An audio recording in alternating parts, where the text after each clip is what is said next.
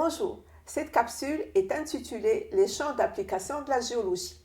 Elle est destinée à vous faire découvrir les domaines spécialisés de la géologie, la diversité de ses disciplines, ainsi que les champs d'application où interviennent les géologues. Les sciences de la Terre comprennent 4 grandes branches principales: la géologie, l'océanographie, l'astronomie et la météorologie. La géologie étudie l'origine, l'histoire, la structure de la Terre et les processus qui la façonnent. L'océanographie travaille sur les océans de la Terre, le réchauffement, les courants, etc. La météorologie examine l'atmosphère terrestre et les processus météorologiques et climatiques. L'astronomie est une des plus anciennes branches des sciences de la Terre. Elle sonde l'univers au-delà de la Terre. Il existe un 5e domaine scientifique nommé écologie, où la biologie et les sciences de la Terre sont étroitement liées. La planète Terre fournit à l'homme toutes les ressources minérales, énergétiques et hydriques dont il a besoin. Plusieurs options de carrière sont offertes aux géologues, comme la géologie de l'ingénieur pour la construction des routes, des barrages, des tunnels, la géologie des mines pour l'exploitation des minerais, la géologie des énergies fossiles et les ressources en eau, sans oublier l'environnement et les énergies renouvelables.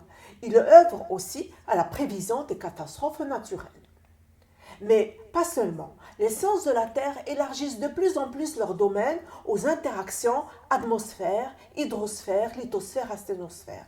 L'informatique et l'électronique donnent aux géologues d'autres outils d'investigation comme la télédétection, le paléomagnétisme, la gravité, la sismique, le flux thermique, la géochimie, etc., qui ont ouvert aux géologues de nouveaux métiers. Le graphique vous présente les domaines d'intervention des géologues. La compréhension des caractéristiques géotechniques du terrain avant la construction des routes, des tunnels et des barrages est nécessaire.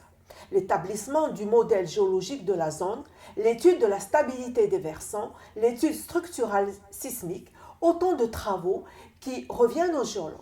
En image, vous avez à gauche la construction d'une route au travers d'une formation rocheuse, calcairo-marneuse, très fragile, et à droite, la rentrée d'une mine souterraine à même la roche. Les géologues interviennent dans le choix des sites pour l'aménagement des ports, des digues et celui des barrages avec des levées géologiques et des synthèses géologiques et géotechniques.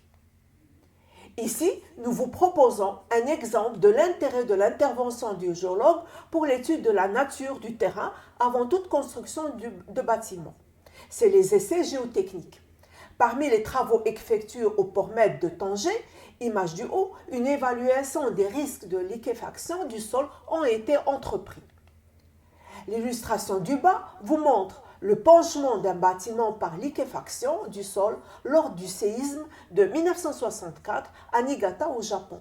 Ce phénomène géologique liquéfaction est lié à des formations en sable ou en limon de même granulométrie.